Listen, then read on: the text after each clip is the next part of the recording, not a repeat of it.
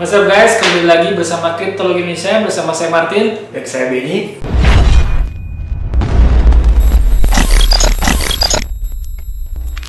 Nah, sekarang kita akan membahas mengenai fundamental dan teknikalnya nih.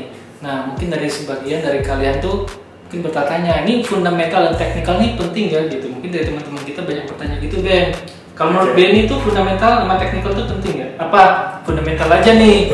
Atau teknikal aja atau gimana nih? Oke, kalau gue pribadi sih jujur dari dulu ya, dari invest saham waktu itu emang gue orangnya emang fundamental banget. Fundamental banget. Karena emang ya patokannya itu kalau di saham itu kan Warren Buffett. Warren gitu Buffett ya, oh iya. Gitu. Warren Buffett itu memang dia sukanya fundamental ya. Betul. Jadi pada dasarnya fundamental kan kita cari saham atau kripto yang bagus gitu kan. Di harga yang murah gitu aja sih kayak gitu, kurang lebih kalau fundamental gitu kan.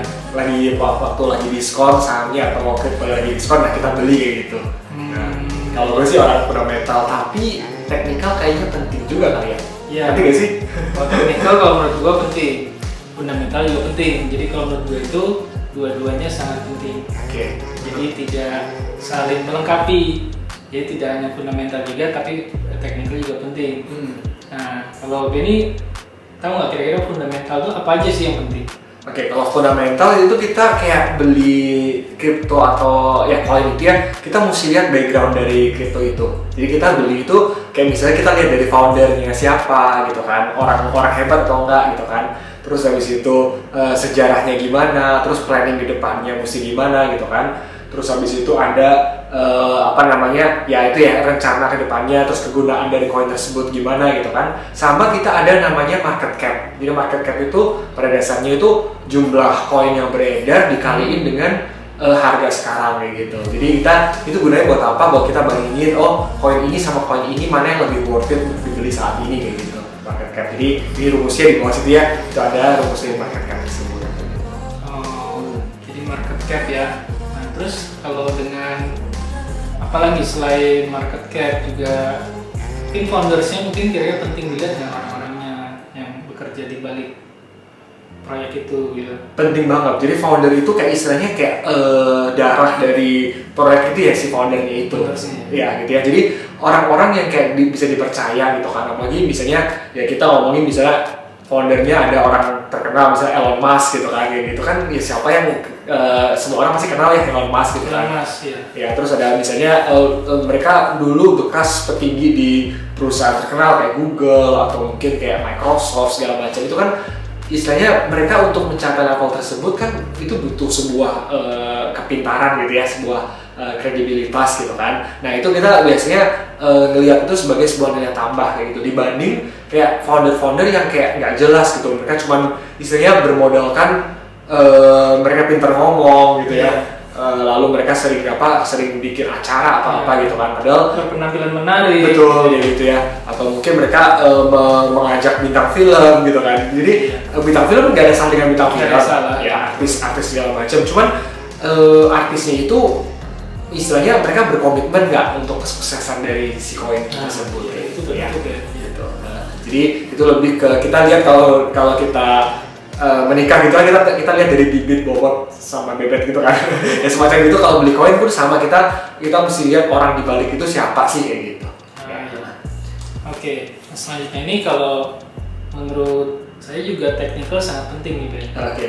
Karena di technical itu kita bisa menebak bagaimana arah market. Nah, contohnya nanti mungkin akan kita sambil tayangkan di layar. Itu adalah sebuah psikolog of market. Jadi mulai dari bawah ketika token itu launching itu mulai banyak yang namanya excitement gitu. Terus mereka mulai naik perlahan-lahan, banyak yang merasa wah ini is going to the moon nih gitu.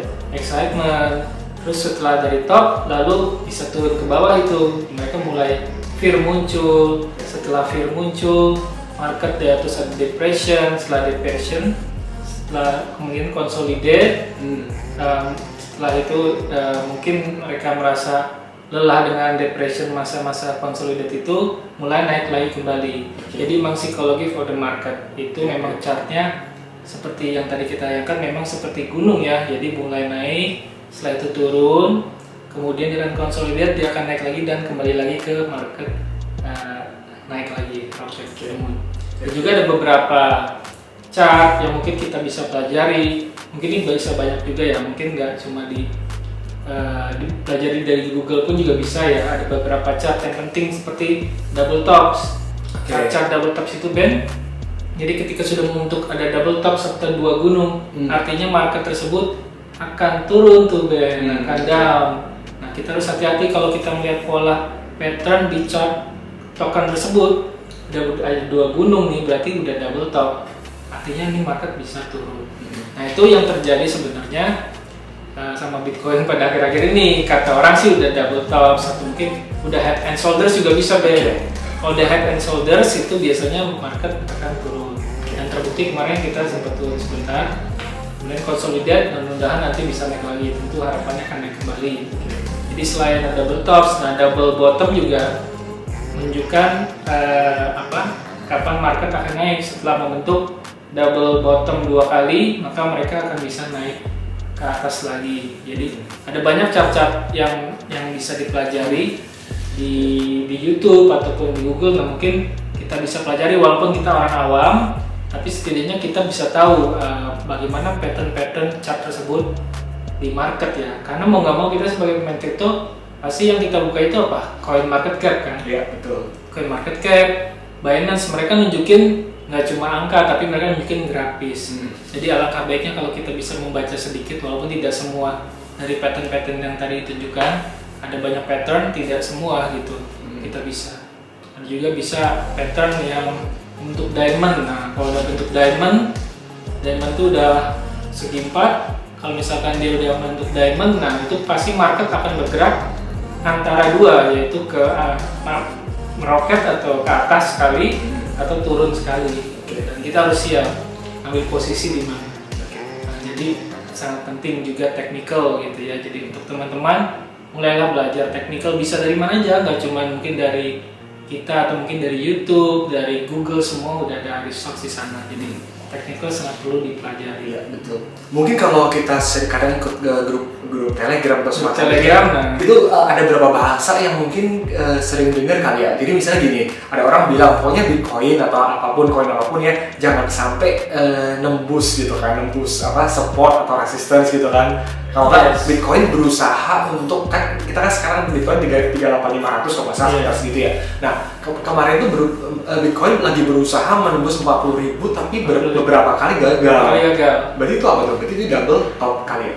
Dia udah triple top malah. Udah triple top ya? Udah triple top. Ya, jadi dia udah 39.900 gitu kan, terus turun lagi, gagal lagi. Jadi kemarin itu sempat naik karena sempat turun karena ada perang kan, ada perang dengan Rusia dan Ukraine. Terus sempat naik lagi karena recover karena ada perdamaian, terus turun lagi karena harga minyak naik, naik lagi. Jadi udah sempat 3 kali udah triple top. Kemungkinan ada arah penurunannya akan ke bawah, ke bottom. Nah tentu saja itu bisa, itu dari segi teknikal bisa juga salah. Karena contohnya kemarin tuh ada yang bilang kejadian perang itu merupakan di luar dari teknikal. Karena kita tidak bisa menduga-duga kok bisa ada perang. Nah itu mungkin bisa disebutnya juga secara ekonomi makro ya gitu. Jadi ada hal yang tidak bisa dibaca oleh teknikal, tapi ada secara grafis terlihat bahwa itu sudah triple top dan arahnya ke bawah, sehingga banyak juga pemain kripto yang pesimis, yang mulai FAQ terutama. Tapi ada juga tetap yang optimis, yang bisa naik, mungkin setelah ini bisa naik kembali, mungkin perang akan berakhir di Rusia dan Ukraina, pasti akan naik. Amin. Kembali gitu ya, perang gitu ya, segera selesai. Tapi secara overall, nah itulah pentingnya fundamental juga teknikal. Itu sebagai investor kripto, pemain kripto ataupun orang awam sebaiknya tahu ini gitu. Maka kita imbau semuanya harusnya bisa mengerti fundamental dan teknikal. Berarti kalau gue lihat dari pengalaman juga sih, emang ada benarnya juga sih. Dari dulu kan, kalau dulu kan gue kan cuma orang fundamental banget gitu kan. Dulu fundamental banget. Tapi sekarang lama-lama ada benarnya juga, dalam arti gini. Misalnya ada beberapa orang bilang, oh nih kayaknya Bitcoin di angka 35.000 ntar bakal mantul nih gitu kan. Semacam gitu ya. Grafisnya mantul gitu ya. Ya mungkin bukan exactly 35.000, dia mungkin 35.100 atau 34.900 gitu kan. Nah, terus ada orang bilang pokoknya mendekati gitu ya. Terus ada orang bilang pokoknya Bitcoin selama Bitcoin nggak nembus sebuah angka gitu ya, itu masih aman. Tapi kalau udah nembus gitu kan ke bawah, itu udah bahaya gitu. Itu benar ya secara teknikal. Iya, jadi untuk para analis yang mungkin yang udah expert, mereka tuh bisa menentukan bottomnya dari menggaris sebuah puncak ataupun sebuah harga bottom, mereka garis lurus sehingga menemukan bottomnya di mana. Itulah batas psikologi market akan turun. Kalau selama itu tidak tersentuh, maka market bisa mantul ke atas. Tapi selama itu jebol atau pasti market akan langsung turun ke bawah. Nah, hal ini sangat berguna teknikal itu ketika Anda seorang trader harian atau mungkin mingguan gitu. Trader jangka pendek, jadi Anda bukan holder, bukan hold yang lama gitu. Nah, Anda harus pelajari teknikal. Jadi Anda harus kapan tahu menyentuh bottom dan kapan menyentuh topnya gitu. Oke, ya baik banget ya. Jadi ini kripto itu sebuah ilmu ya yang kita mesti belajar terus menerus ya. Iya. Gitu. Jadi memang banyak ya hal yang perlu dipelajari juga. Jadi jangan merasa capek, jangan merasa lelah dalam bermain kripto karena pasti banyak tantangannya. Tapi semua itu kita harus bisa belajar hal-hal yang baru. Menarik sebenarnya Ben kalau kita menarik banget sih. Ya, gitu. Untuk itu mungkin itu dulu ya video kita. Ya, nanti jangan lupa untuk like, subscribe dan komen di bawah ini. Itu akan membantu video kita untuk tetap naik ya. Oke, terima kasih setelah menyaksikan kami. See you and bye. Bye, see you.